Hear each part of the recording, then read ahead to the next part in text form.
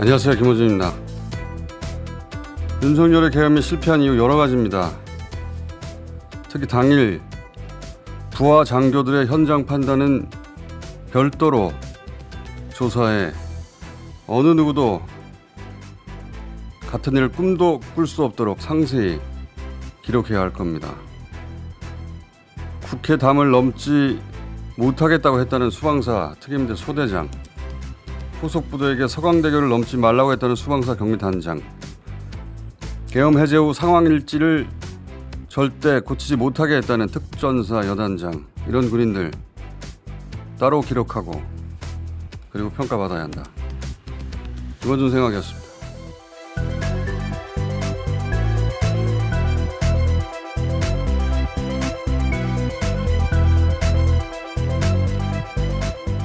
겸손은 힘들다 안규령입니다. 지난 금요일 내란국조 4차죠. 네, 4차 청문회가 있었습니다. 여기서는 그동안 이제 수방사, 특전사, 방첩사 저 사령관들 이야기를 우리가 들어왔다면 이날은 그 사령관으로부터 명령을 받은 부하 장교들이 주로 청문 대상이었거든요.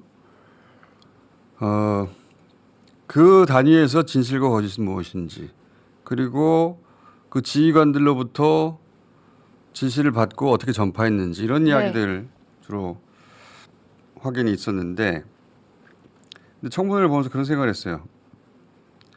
부당한 명령이라고 현장에서 판단한 부하 장교들이 나름의 방식으로 저항한 기록들이 있어요. 보니까 그 기록은 따로 남기고 평가해 줘야 된다고 생각하는데, 어제 경향 단독이었죠. 그 계엄 당일 자신은 국회 담을 넘을 수 없다고 했다. 네, 경향신문 단독 보도입니다. 그 계엄 당시에 육군 수방사 소속 소대장 A 중사가 국회 담을 못 넘겠다라고 해서 특임대원들이 담을 넘지 못했다라고 합니다. 그리고 이제 본인이 또 병사들에게 월담하라고 지휘하기를 주저하고 있다라고 했고, 이게 이제 위에 보고가 올라갔고, 이게 이제 작전 배제됐다는 거죠. 나중에는 그래서 작전에서 배제됐다고 합니다. 갔더니 시민들이 막고 있는데 그 시민들을 밀치고 넘어가야 되잖아요. 그래서 국회 담을 넘어갈 수 없다라고 말했다는 것 같던데, 그리고 헌재에서도 후속 부대한테 서강대교를 넘어오지 말라고 했던 경비단장이 있었죠. 네, 조성현 수방사 제1경비단장입니다. 당시에 국회로 출동하려 한 후속 부대에 서강대교를 넘지 말라 이렇게 지시한 것으로 알려졌고요. 그리고 또 국회의원을 끌어내라라고 하는 이진우 전 수방사령관 지시에는 우리가 할 수 있는 일이다 아니다 라면서 재고를 요청한 것으로 또 전해졌습니다. 헌재에서 증언했던 거인데 잠깐 봅시다. 00시 48분경에 국회를 향해 출발한 후속 부대에 대해서는 서강대교를 넘지 말고 기다려라 이렇게 지시를 했었습니까? 예, 넘지 말라고 했습니다. 그렇게 지시한 이유는 뭔가요? 상황이 이례적이었고 그 임무가 목적이 불분명하다고 저는 생각했습니다. 국회를 통제하는 문제도 그렇고 또 의원을 끌어내라는 과업도 그렇고, 그것을 들었던 군인 누구도 그걸 정상적이라고 생각하지는 않았을 것으로 저는 생각합니다. 자, 그리고 청문회에서도 계엄이 해제된 이후에 상황 일지를 절대 못 고치게 했다라고 하는 여단장의 증언이 있었거든요. 좀 봅시다. 상황이 끝나서 부대로 복귀한 후에 지휘통제실에 가서 상황 일지를 절대 수정하지 마라. 지휘관을 위하거나 부대를 위해서 수정하지 마라. 이 시간 이후에 수정되면 실무자는 공문서 위주로 처벌받는다라고 지시를 했고, 제 방에 들어와서 수첩을 꺼내서 있었던 일을 다 기록을 하고, 제가 혹시 제 변호를 위해서 연필로 수정할 수 있을 것 같아서 볼펜으로 수정을 했고, 그것을 검찰 조사 때 제출했습니다. 자, 절대 건들지 마라. 네. 장하게 공문서 위주로 잘못 나갔는데 위조가 되니까. 그리고 네. 이런 군인들은 저는 따로 기록하고 따로 평가해 줘야 된다고 봅니다. 자, 전체적으로 한번 짚어볼게요. 언론에서 이 청문회는 별로 주목을 안 하더라고. 중요한 내용 많이 나왔거든요. 그럼 뭐 우리가 다뤄줘야지. 자, 주요 대목만 저희가 솎았는데 이래서 제가 주말에 쉬지를 못해요. 이거 다 보느라고 하루 종일 있었으니까. 김용현 전 국방장관이 모든 문건을 자기가 작성했다고 다 뒤집어 네. 썼잖아요. 이 포고령 예. 직접 작성했다고 포고령도 주장하고 그렇고 있습니다. 그다음에 국무위원들에게 전달했던 문건도 자기가 네. 작성했다고 막 우기고 있는데 근데 헌재에서 그걸 한번 따진 적이 있어요. 어떤 프로그램을 작성했습니까? 봅시다. 워드 프로그램 뭐 쓰셨어요? LG 건데 하나 아니요. 그 노트북 묻는 게 아니고 한글 이거 뭐 프로그램 작성하려면 프로그램 띄워놓고 하셨을 거 아닙니까? 프로그램 이름이 뭔지는 모르세요? 제가 그 프로그램 이름 잘 모르겠습니다. 저희가 저 때부터 거짓말한다고 아이콘을 클릭했을 거 아니야. 자, 그래서 본인이 작성한 게 아니라고 그럴 거라고 저희가 주장해 왔는데 자기가 어떤 프로그램의 문서를 작성했는지도 모르니까. 근데 그 프로그램의 기능들을 알 리가 있습니까? 그 기능들을 알아야 가운데 정렬도 하고 자간도 맞추고 하죠. 근데 어제 그런 의심을 백업하는 증언이 나왔어요. 자, 한번 들어봅시다. 김용현이 컴퓨터 작업하는 걸 본 적이 없다. 사실입니다. 예. 화면 보호기 비번도 모를 것 같다. 이렇게 얘기를 했어요. 예, 제가 알고 있는 사실만 말씀드린 거고. 알겠습니다. 들어가 주세요. 합참 지휘통제실에서 김용현 전 장관이 박한수 전 총장에게 포고령을 전달할 때 같이 있었죠. 같이 있었습니다. 포고령을 작성하는데 지시한 적 없습니까? 네, 지시한 적 없습니다. 자, 컴퓨터를 직접 하는 걸 못 봤다. 예. 수행하던 장교가 비번도 모를 거다. 다른 사람이 작성한 거예요. 그래 또 추가로 물어본 게 그 포고령 작성하라고 지시 받은 적 있냐 이걸 물어보는 거예요. 없다. 포고령을 부하 장교들에게 지시한 적 없고 작성하라고. 그리고 자기는 컴퓨터를 켜지도 않고 아마 화면 보기 비번도 모를 것이다. 그러면 다른 사람이 작성한 거죠. 저는 대통령실의 누군가로 의심합니다. 근데 뭐 뒤에 나왔는데 그 포고령이 담겼던 봉투가 대통령실 봉투라고 합니다. 그러니까요. 거기서 나왔다. 대통령의 가장 두터운 신임을 받는 김건희 씨와도 가까운 그래서 한 번도 교체되지 않은 누군가 아니겠는가. 그 정도 신임은 받아야 이런 핵심 문건을 작성하죠. 그렇지 않겠어요?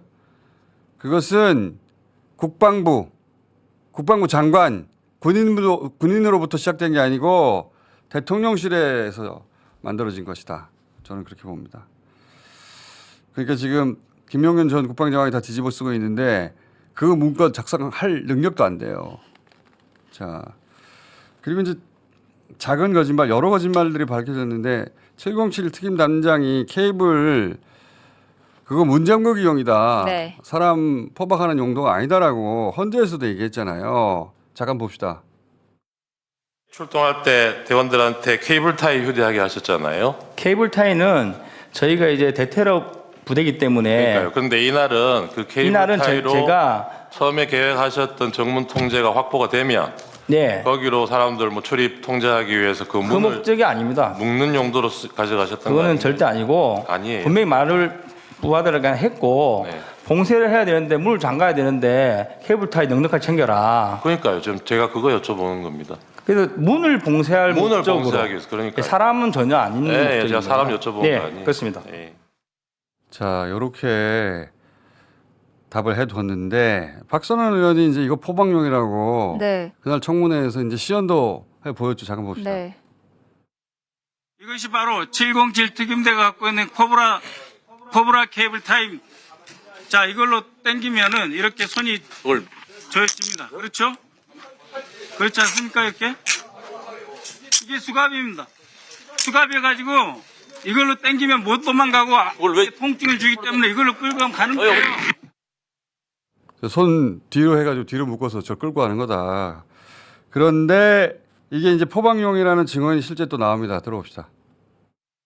케이블 타이에는 종류가 두 가지 종류가 있습니다. 아까 의원님께서 갖고 나오셨던 그 케이블 타이하고 일자로 돼 있는 대형 재생 케이블 타이라고 어떤 용도로 원래 작전 때 쓰려고 휴대를 합니까? 오늘 보셨던 거는 포방용이 맞습니다. 대형 재생 케이블 타이는 우발 상황이 생기거나 무엇을 고정하거나 할 때 사용하는 그런 케이블 타이가 되겠습니다.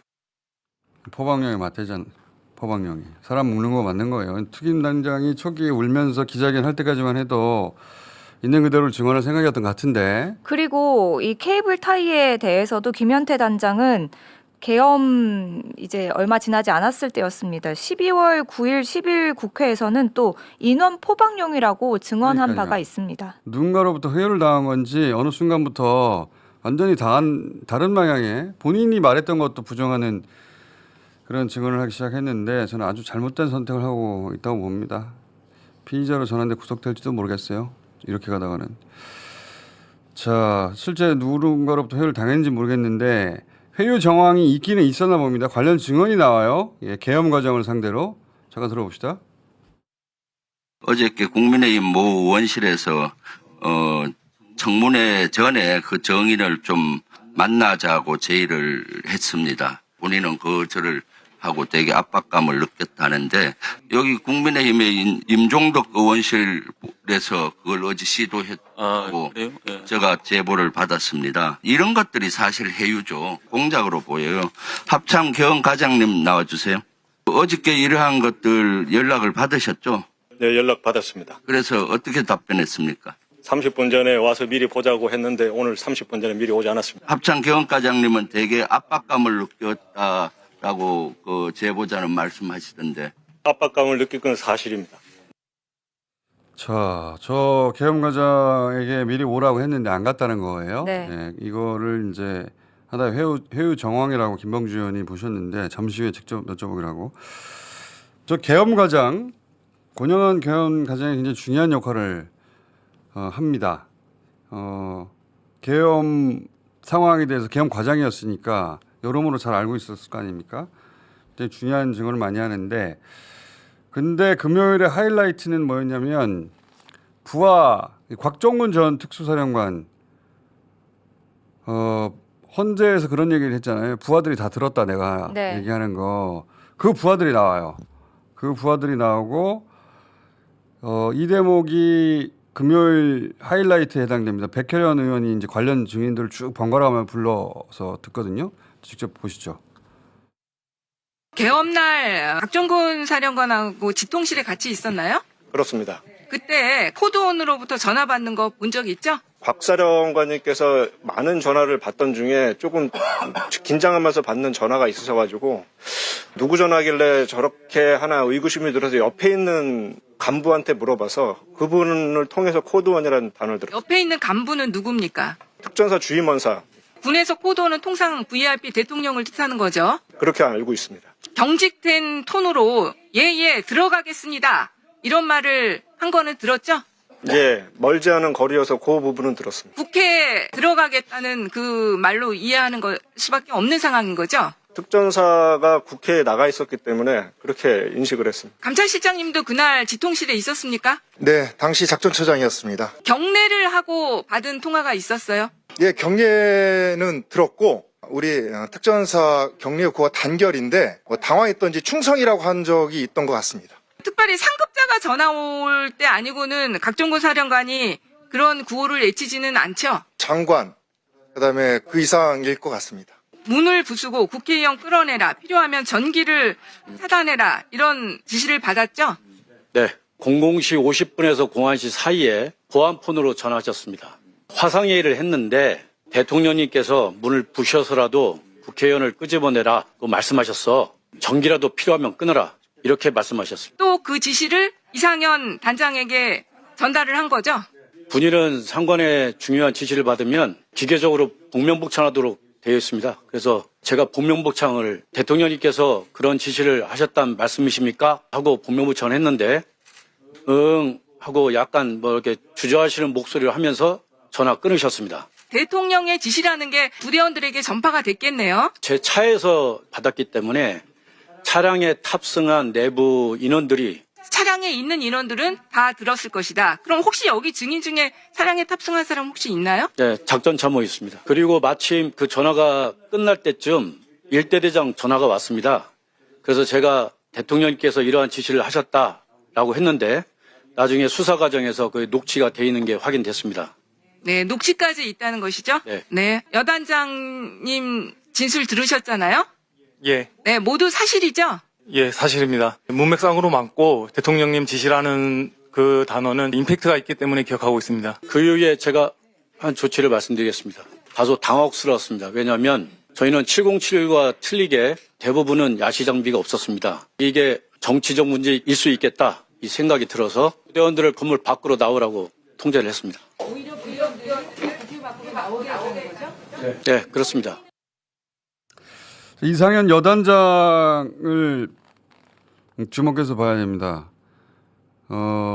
끌어내라고 했는데 당혹스러웠고 이것은 정치적인 문제일 수 있겠다. 그래서 오히려 부대원들을 건물 밖으로 나오라고 했다. 그리고 부대에 복귀한 이후로는 수정 지시 수정하지 말라고. 예, 네. 수정하지 말라고. 내가 심지어 말하더라도 수정하지 말라고. 그래서 본인은 자기가 자기 변호를 위해 수정할까 봐 볼펜으로 썼다. 상황일지를. 이런 분들 주목받아야 됩니다. 자, 이 부분이 금요일 하이라이트였고 끌어내라는 윤석열 지시가 있었던 건 분명하고 그리고 많은 사람이 들었고 녹취로도 대통령님이 이렇게 말했단다 하는 녹취로도 존재하고 근데 이제 저기서 단전 얘기가 나오거든요.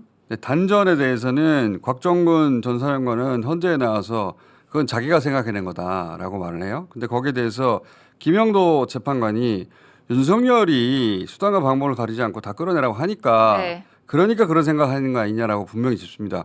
군의 생리에 대해서 굉장히 정확하게 짚은 건데 요 헌재 김영도 재판관 영상 잠깐 보시죠. 내부 전기라도 끊어야 하나. 이거는 그 지시를 듣고 그냥 증인이 생각한 거죠. 그거 제 생각입니다. 그러니까 지금 그 대통령한테서 아까 그 지시를 안 받았으면 증인이 그 생각을 할 이유가 없잖아요. 아주 정확한 포인트입니다. 문을 부수서라도 그 말은 그 국회인데 이 특전사령관 입장에서는 그런 명령을 받았으니까 전기라도 끊어야 되나 이렇게 생각을 본인이 했다고 이제 주장합니다. 거기에 대해서 헌재 재판관이 그런 지시를 받아서 그런 생각을 한 거 아니냐. 당연하죠. 원래 군은 그렇게 작동하는 거예요. 포괄 명령을 내리고 세부 작전을 그 밑에서 짜고 또 현장에 또 짜고 하는 거예요. 자, 그리고 또 다른 사령관들의 거짓말이 드러나는 대목들이 쭉 나오는데 수방사령관은 헌재에서 이제 진술 거부를 했잖아요. 네. 그 진술 거부한 대목에 대해서 그런 지시한 건 맞다라는 증언 또는 방첩사령관이 검찰에 가서 자기는 체포 지시하지 않았다라고 했다. 네. 그렇게 주장했어요. 근데 그 부하가 아니다. 나 체포 지시 받았다라고 하는 증언도 나옵니다. 이거 한번 보시죠. 합참의 계엄이 발동이 되면은 약 200여 명으로 구성이 됩니까? 예, 그렇습니다. 합참에 약 850여 명의 영관급 장교들이 지금 근무를 하는데 그 인원으로서 자, 이건 잘못 나간 거고요. 그게 아니라 한병도 의원과 조성현 수방 1 경비 단장과 주고받는 대목이 있습니다. 영상이 준비됐으면 그걸 틀어주세요.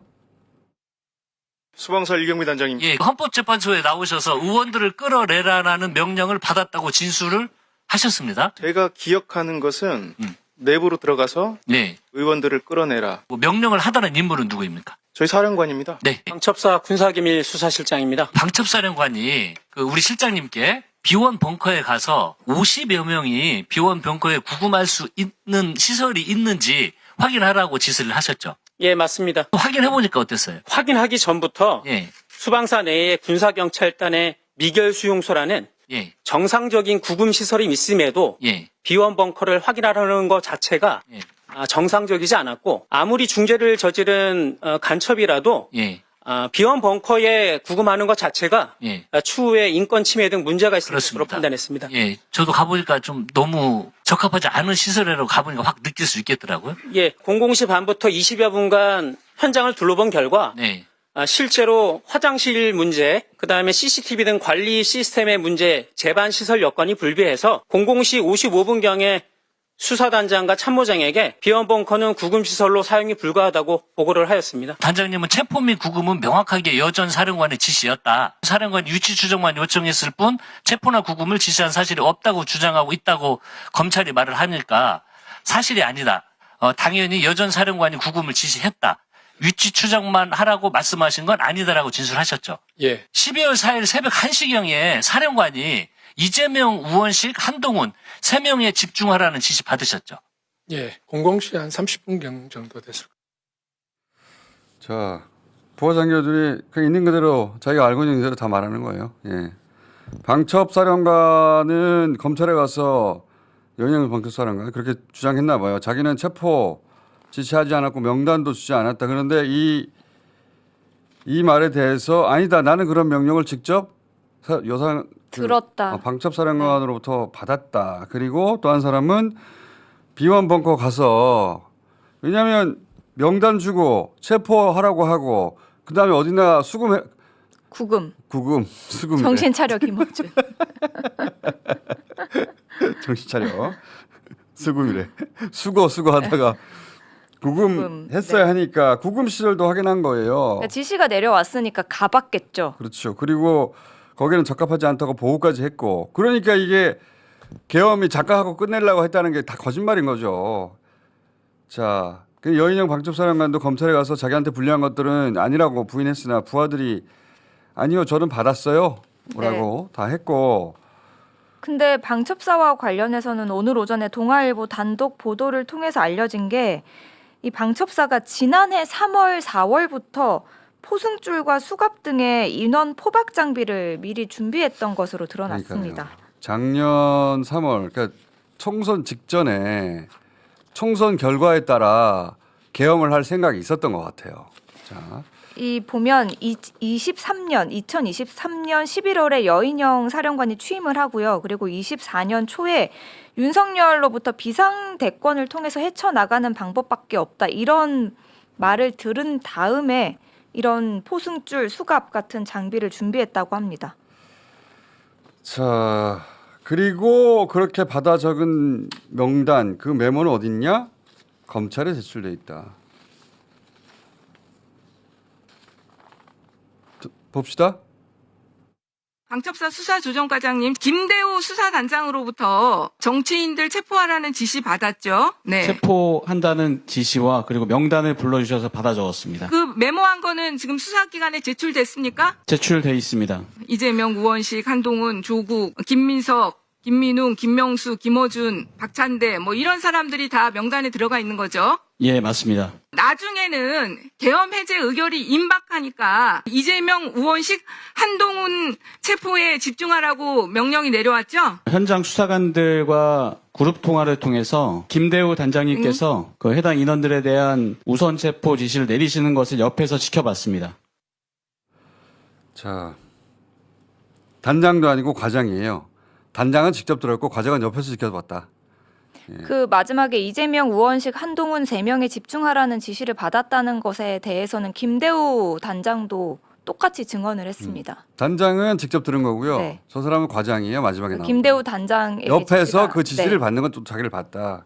그러니까 2중 3중으로 백업이 되고 메모도 있고 다 제출돼 있고 녹취도 있고 빠져나갈 수가 없어요. 헌재에서 윤석열이 혼자 꾸물꾸물 해봐야 안 된다고. 그러니까 윤석열 측에서는 그 홍장원 차장의 특히 메모에 대해서 메모 쓴 시각, 장소 이런 걸 문제 삼고 있는데 메모 자체는 이렇게 여러 사람을 통해서 존재가 확인된 겁니다. 검찰에 제출됐고 우리는 이 진술을 청문회를 통해서 처음 듣게 되지만 이 진술들은 검찰에 제출이 돼서 검찰의 진술 조서는 다 헌재에 증거로 채택돼서 가 있어요. 그러니까 헌재 재판관들은 이걸 다 보고 있는 겁니다. 윤석열이 그 앞에서 쭈글쭈글 해봐야 소용이 없어요. 자, 그리고 이제 이건 시간이 다 돼서 오늘 다 다루지 못할 것 같은데 이제 2차 계엄 정황에 대한 청문이 있었거든요. 여기서 한 꼭지만 우선 오늘은 들어야 될 것 같아요. 2차 계엄 정황에 대해서는 엇갈립니다. 엇갈리는 이유가 지금까지 들었던 것은 벌어진 일에 대해서 부하 장교들이 증언하는 거잖아요. 근데 2차 계엄에는 아직 벌어지지 않았잖아요. 그러다 보니까 그런 지시를 들었다는 사람과 그런 지시를 한 적이 없다는 사람이 엇갈립니다. 그 진실을 찾아가야 되는데 그 중에서 압박을 받았다고 하는 회유 정황이 있는 임종덕 그 계엄 과장이 있지 않습니까? 네, 권영환 합참 계엄 과장이요. 이 계엄 과장이 일종의 양심 고백을 하는데 요 대목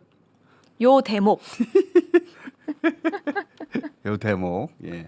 요 대목 듣고 정신 차리게 해준 김병주 의원과 함께 2차 계엄에 관한 이야기 그날 여러 가지 이야기가 나왔는데 2차 계엄에 관한 이야기를 따로 이야기 나누겠습니다. 일단 이거 들어보시죠. 계엄 과장을 왜 회유하려고 했다면 회유하려고 했을까? 정신 차리게 해준 회유하려고 했다면 왜 그랬을까를 드러내는 대목인데 직접 들어보시죠.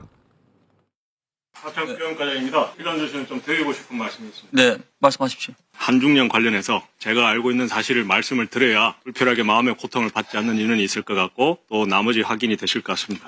용기를 내서 말씀드리겠습니다. 계엄 당일날 합참 전비 차장으로부터 이신속 대응사단 예하에 201-203 예단이 출동은 아니며 만약 출동을 지시하면 출동할 수 있는 준비를 전달하라고 하였습니다. 그런데 제가 그 사항을 듣고 나서 만약에 그럼 출동을 한다면 어떤 수단으로 예를 들면 차량인지 헬기인지 그리고 출동을 한다면 복장은 뭔지 단독군장인지 비무장인지 이런 게 어떻게 되느냐라고 합참 전비차장에 문의를 하니 합참 전비차장께서는 굉장히 당황스러운 답을 줬습니다. 그건 물어볼 필요 없고 그냥 체육복 입고 자고 있으면 돼.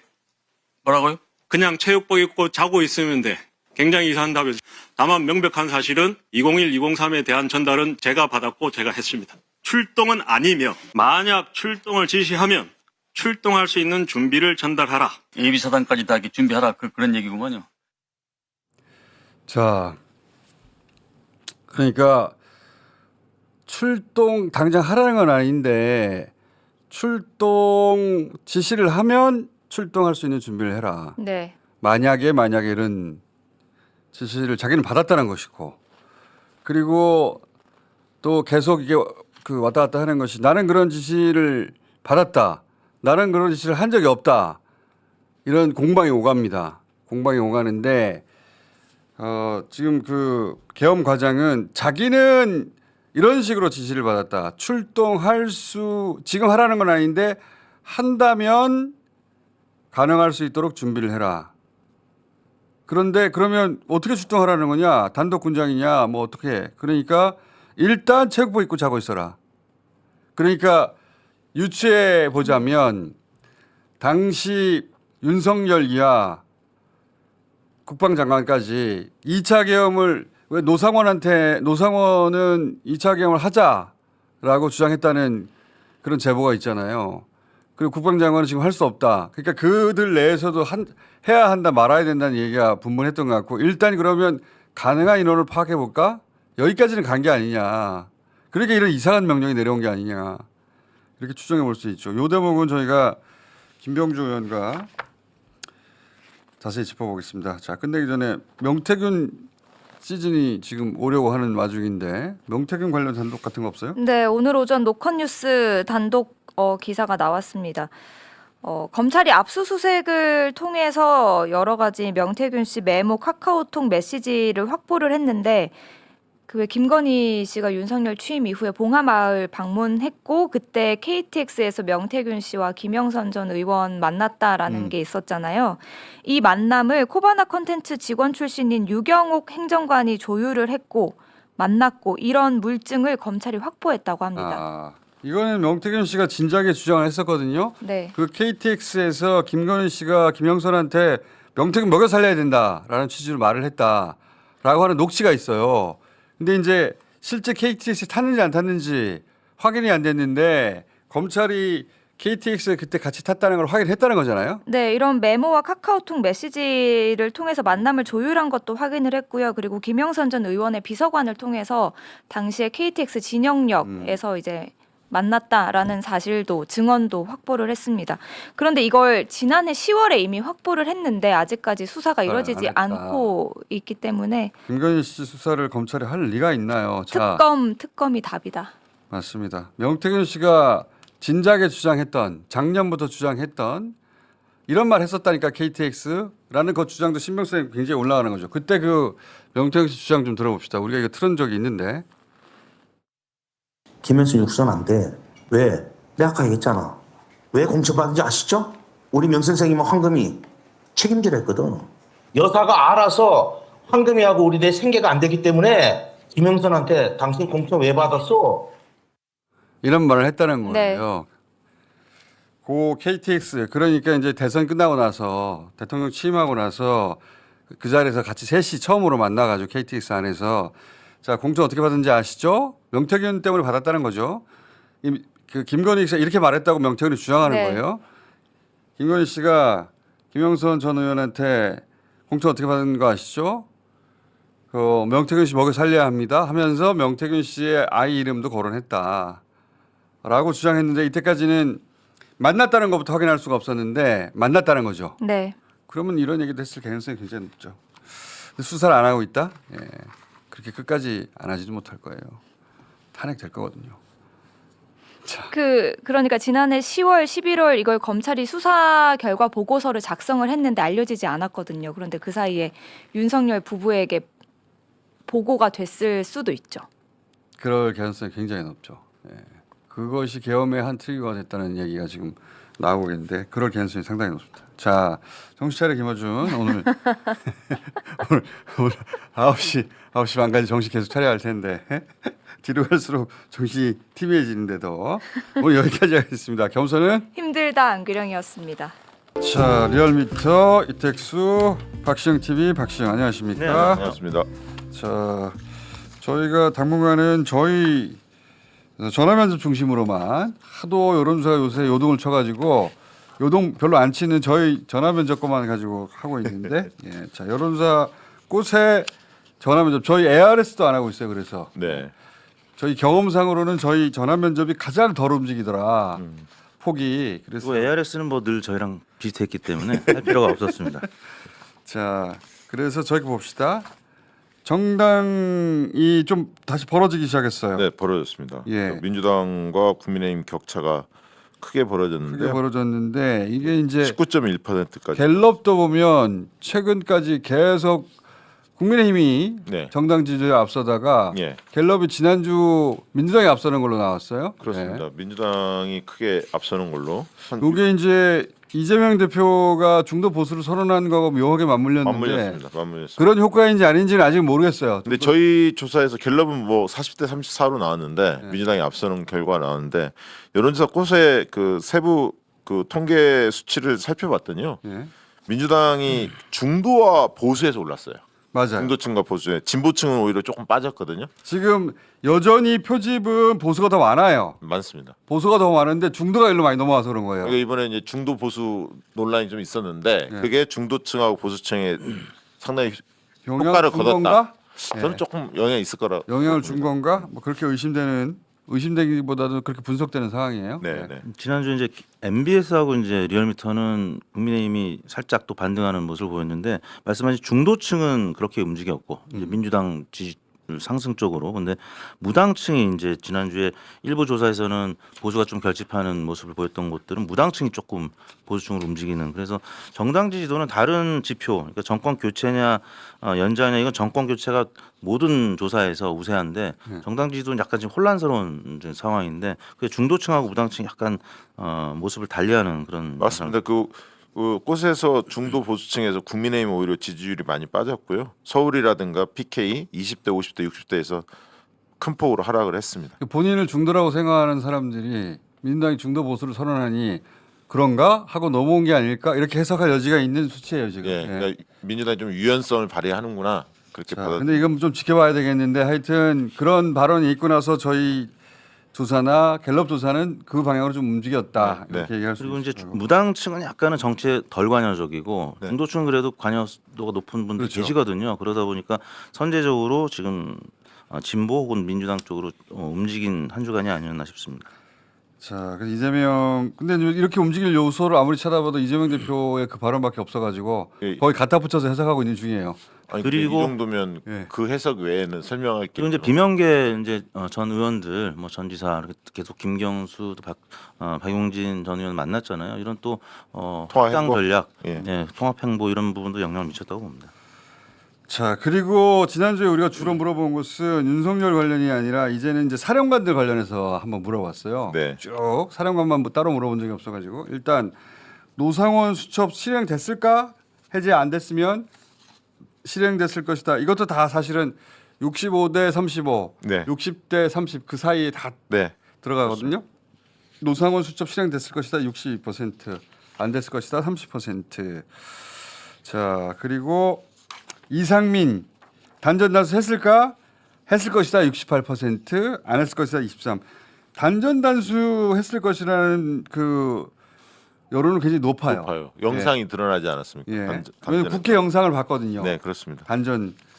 그래서 꽤 높고 그리고 그다음에 이 대목을 보면 국민의힘 지지층하고 보수층하고는 약간 좀 다릅니다. 온도차가 있습니다. 그러니까 그만큼 보수층에서 보수층 내에서 국민의힘 지지층은 한 측면을 이루고 있지 전체를 대변하고 있지는 못한다. 국민의힘 지지층은 안 했을 거라고 생각하는데 자기를 보수라고 생각한 사람들은 했을 거라고 생각하는 사람이 더 많아요. 많습니다. 그러니까 이들 중에 소위 이제 자기 스스로 합리적 보수라고 생각하는 사람들은 지금 국민의힘 행보가 마음에 안 들죠. 너무 오른쪽으로 갔다고 생각하는 거죠. 그렇죠. 그러니까 증거가 나와도 잘 인정하지 않은 분들이 국민의힘에 좀 더 많이 계시는 거죠. 네. 그렇죠. 네. 그러니까 국민의힘이 극우화되고 있다는 것도 거기서 여기서 네. 드러나는 거예요. 보수보다 더 한참 오른쪽에 자기를 보수라고 생각하는 사람들은 아니 단전 영상 나왔잖아. 맞습니다. 예, 나왔는데 국회 단전도 했는데 뭐 이렇게 생각하는 사람들이 있다는 거고 국민의힘 지지층이라고 스스로를 말하는 사람들은 아니야. 그래도 그러니까 아까 정당 지지도에서 보수층이라고 하는 사람들이 18%가 민주당을 지지합니다.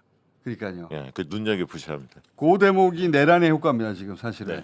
그리고 그 대목이 보수가 더 많이 결집했음에도 민주당 지지도 더 많이 나오는 이유 중에 하나예요. 네, 그렇습니다. 그쪽에서 일부 넘어왔어요. 자, 그리고 최상목 대행에 대해서 또 물어봤습니다. 쪽지 본인이 쪽지라고 표현하고 사실상 문건인데 쪽지 그거 실행 안 했을 것이라고 하는데 거짓말일 거야? 최 대행 주장은 사실이 아닐 것이야? 거짓말일 것이야? 64. 보수층에서 이게 찬반이 사실과 사실 아닐 것이라는 게 반반으로 나옵니다. 반반으로 나왔기 때문에 일각에서 뭐 최상목 대행을 뭐 대선 후보 이런 얘기 나오던데 택도 없는 얘기다. 보수에서도 최상목의 주장을 절반만 믿는다. 그렇습니다. 이건 좀 전에 나오셨던 박선원 의원이 가로로 접었느냐 세로로 접었느냐 그게 좀 영향을 미쳤습니다. 그러니까요. 컸습니다. 그게. 다 보고 났더니 그거 아닌 것 같거든. 자, 그다음에 이제 경찰청장 물어봤어요. 경찰청장은 검찰에 가서 뭐라고 그랬냐면 6번 윤석열로부터 전화 받았는데 전부 다 국회의원 체포를 지촉하는 내용이다라고 검찰에 가서는 진술했어요. 네.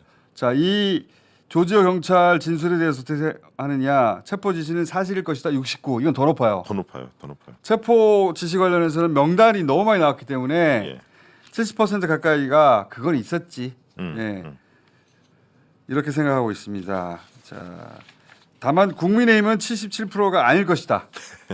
국민의힘이 진짜 극우화되고 지금 대중 여론과 굉장히 멀리 떨어져 있어요. 국민의힘 지지층이. 그래서 이 명단을 보고도 77%는 국민의힘을 지지하는 사람들은 아니라고 주장하는 거예요. 일단 대선 정국이니까. 생각이 있는 거죠. 대선 생각이 있는. 이렇게 그걸 인정하면 대선에 질 거라고 생각하니까 그렇게 국민의힘이 자기 지지층을 만들어 버렸어요.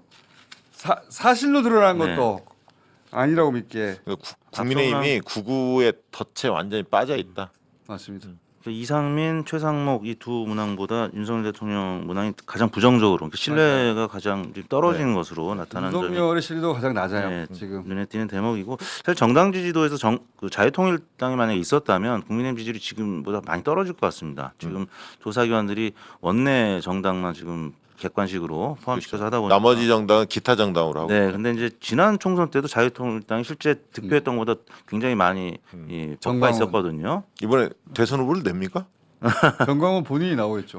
아, 그런가요? 본인이 나올 거라고 봐요, 저는. 그래서 지금 정당 지지도 조국혁신당이 갖고 있는 포션은 어느 정도 그대로 유지가 되고 있는데 개혁신당이 많이 쪼그라들어서 국민의 힘이 좀 올라간 측면도 있습니다. 개혁신당은 아마도 합당할 것 같다고 사람들이 생각하는 것 같아요. 네. 보수 진영에서. 최근에 이제 당의 분란 사태 때문에 지금 더 많이 떨어졌고요.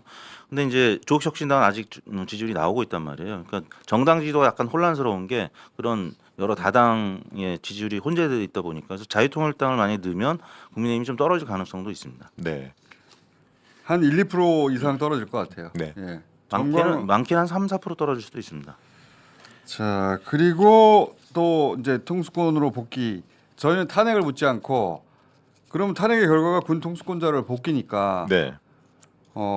기각이냐 인용을 묻지 않고 저희는 군 통수권자로 복귀해야 된다고 보십니까라고 묻거든요. 네. 67.7 여기가 이제 탄핵 찬성하는 쪽이고 7대 3입니다. 크게 보면. 예. 30대 60, 8.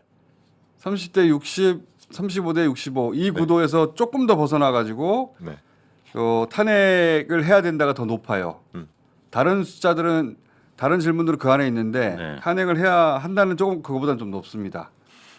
그런데 30% 여기가 이제 대선이면 여전히 국민의힘을 지지할 층이라고 봐야죠. 그렇죠. 예, 대선에서. 그러니까 호화층입니다. 헌재 재판 과정이 계속 이어지면서 많은 국민들이 윤석열 대통령이나 아니면 대리인들이 얘기하는 게 좀 신뢰하지 못하는 부분들이 많이 드러났기 때문에 원래 윤석열 대통령에 대한 이런 긍정 평가가 한 35% 정도 유지가 됐었는데 지금 30% 정도로 좀 더 떨어졌고 나머지 분들 뭐 이상민, 최상 뭐 이런 분들의 의견 같은 경우는 윤석열 대통령보다 더 떨어지는 그런 상황이 나타나고 있습니다. 크게 보면 근데 윤석열 지지율 50% 넘는 조사도 있잖아요. 네, 여전히 지난주에 국민의힘이 뭐 한 15% 정도 민주당보다 높은 조사 결과도 있었고요. 여전히. 근데 이제 그 민간 시민단체가 그 조사기관 두 곳을 검찰에 국가수사본부에 고발한 것으로 보도가 나왔습니다. 그 말이 안 되지 않습니까? 근데 이제 그런 조사가 있어요 결과가. 국민의힘이 15% 앞서는 윤석열의 지지율이 50%에 육박하는. 윤석열은 취임 직후에 그 정도 나온 게 유일했거든요. 네. 근데 지금 계엄을 해서 수감돼 있는데 50%가 넘는 지지율이 나온다는 거예요. 그러니까 지금 한국일보나 이런 데에서는 중도층 분석을 하면서 총선 때 분위기하고 비슷하다. 지금 분위기가 이렇게 분석하고 있습니다. 그리고 한 가지 이제 또 주목할 거는 그 국민의힘이나 보수층이 좀 많이 잡힌 조사 결과들 중에 지난주에는 대전 충청이 좀 국민의힘이나 보수가 높게 나타난 곳들이 있었어요.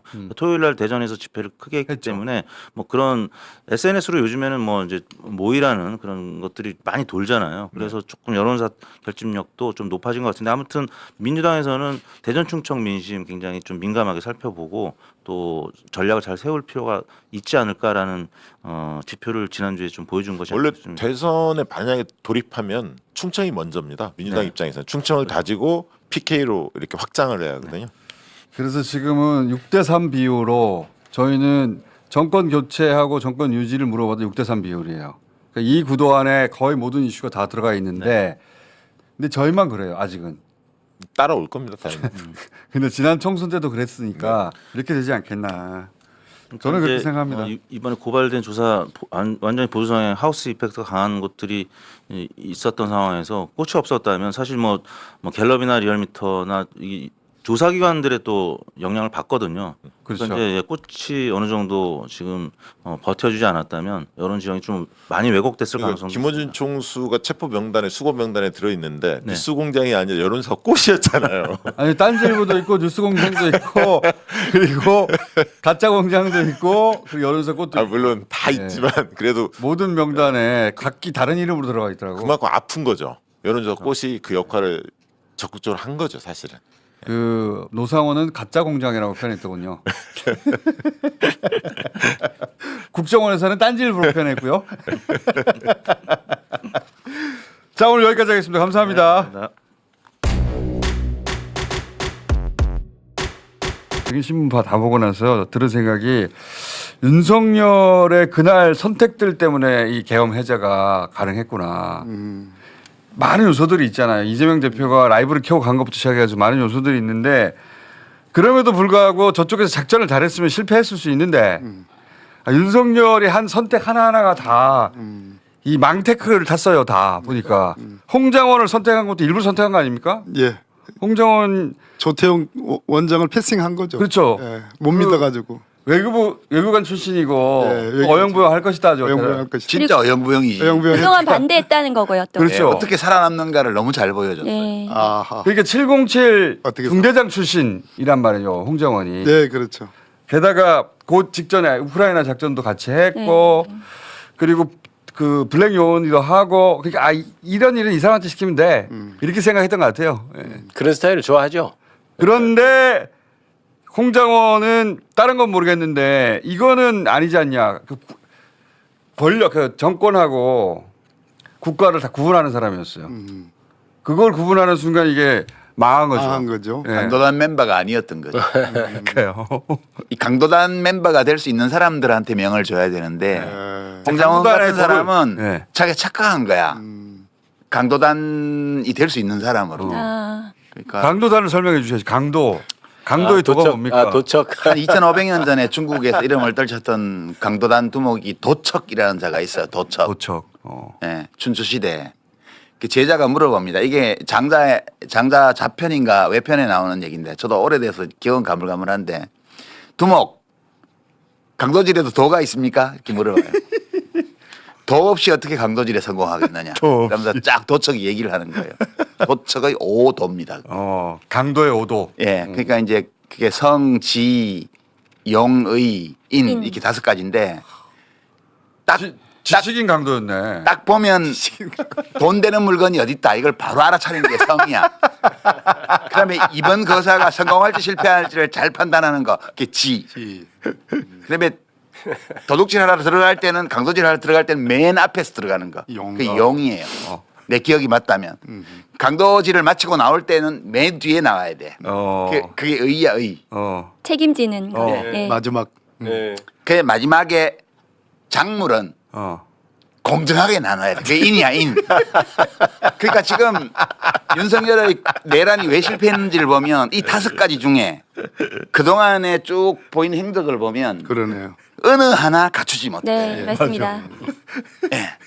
자기가 시켰던 곽종근, 홍장원에 대해서 탄핵 공작이라고 공작이다, 얘기하고. 거짓말이라고 하고. 그러니까. 자기한테 충성을 다했는데 거의 마지막 순간까지. 조지호 경찰청장이 그 묵인실에서 그렇게 항암 투쟁을 하고. 14명 그 강도들 대상의 선정이 잘못됐어. 우선.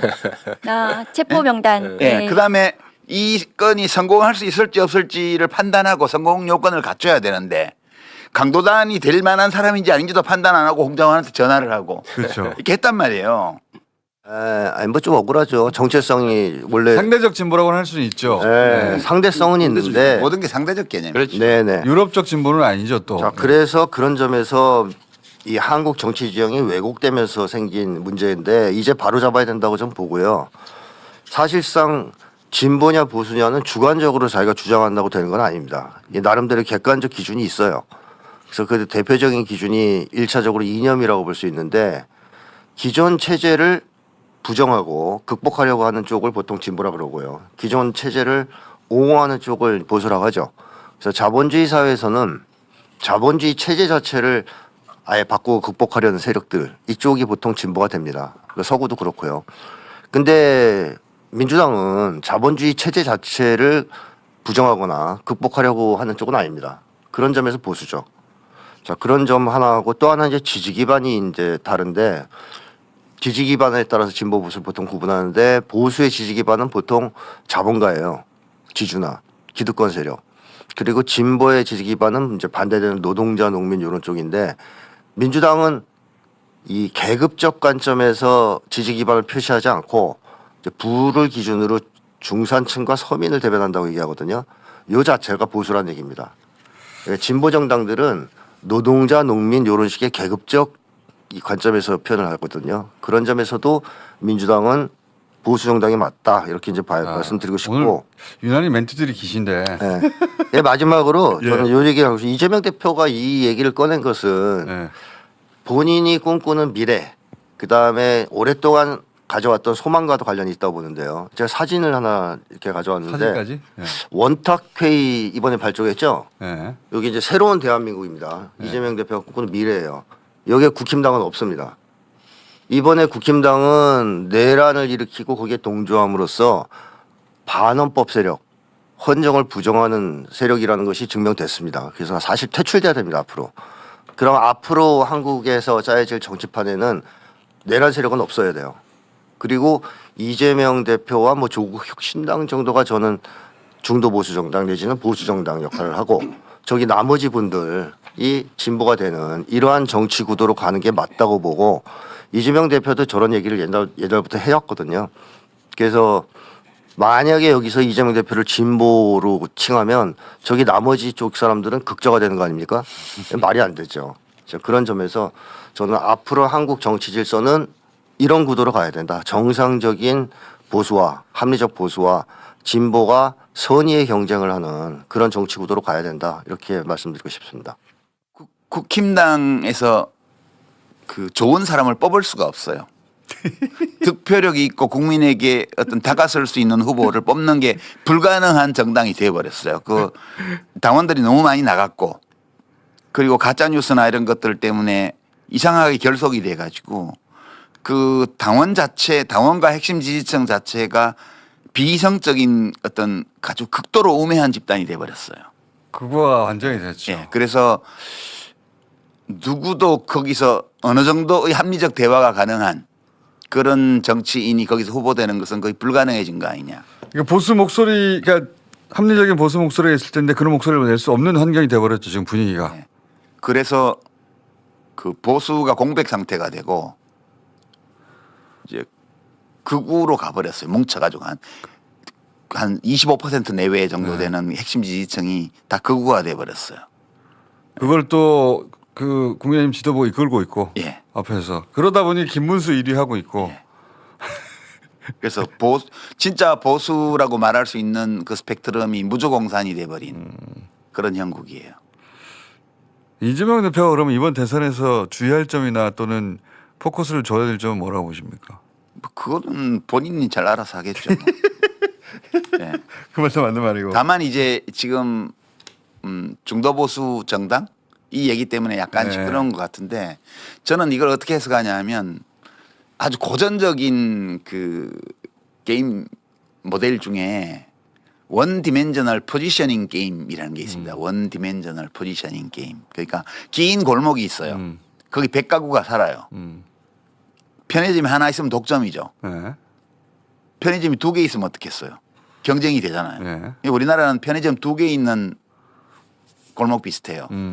그 오른쪽에 편의점이 국힘, 왼쪽에 있는 편의점이 민주당. 옛날에는 더 왼쪽에 편의점이 큰 게 제법 큰 게 하나 있었어. 민주노동당. 근데 지금 상황이 어떠냐 하면 이제 국힘이라는 편의점이 저 골목 오른쪽 끝으로 계속 이전 기업을 하는 식으로 가고 있어요. 오른쪽으로. 저 멀어지고 있죠. 네, 근데 사람들은 어떤 편의점을 가냐면 가까운 편의점을 이용하는 경향이 있어.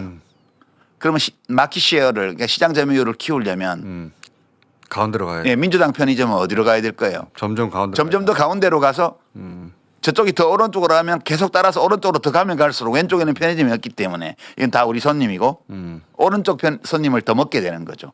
지금 이재명 대표는 이 게임을 하고 있는 게 아닌가 그런 생각이고요. 왜냐하면 왼쪽이 지금 편의점이 없기 때문에. 그렇죠. 이게 이제 원 디멘셔널 그러니까 1차원적인 차원이 한 개밖에 없는 게임 이론이어서 현실을 다 설명하지는 못하는데 적어도 진보 보수라는 노선만을 기준으로 1차원적인 모델을 설정하면 이 게임이에요, 이게. 직관적으로 이해가 되네요. 예. 그런데 왼쪽에 새로운 편의점이 잘한단 말이야.